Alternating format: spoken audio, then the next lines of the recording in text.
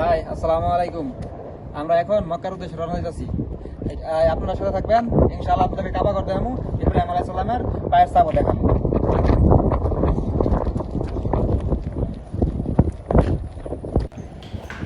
আমরা এখন যাচ্ছি, আসলে বাসের জন্য দাঁড়িয়ে রয়েছি। এখানে যে বাস আসবো, এই যে দেখতে পাচ্ছেন বড় একটা বাস।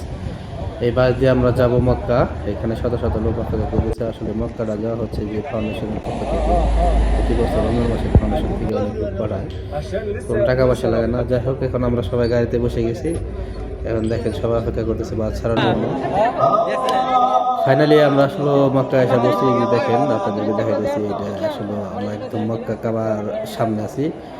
তো আপনাদেরকে ঘুরিয়ে ঘুরিয়ে দেখাবো, আপনারা দেখেন এখানকার পরিবেশটা।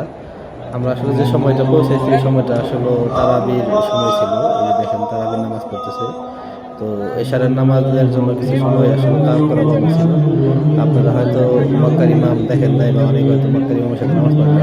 কিন্তু আমাদের সেই সৌভাগ্য হয়েছে ইমাম মুস্তাহিসের পিছনে নামাজ পড়া, আলহামদুলিল্লাহ। তো আপনারা জানেন রমজান মাসে আসলে উমরা করার ফজিলত। রমজান মাসে আসলে উমরা করলে কিন্তু হজের সমান সওয়াব পাওয়া যায়। তো এই কারণে এখন তারা অবশ্যই এটা একটু চিন্তা করে, কারণ প্রায় লক্ষ লক্ষ লোক হবে এখানে। বলতে পারলাম না দেখতে, তারপরে একটা ঈদ।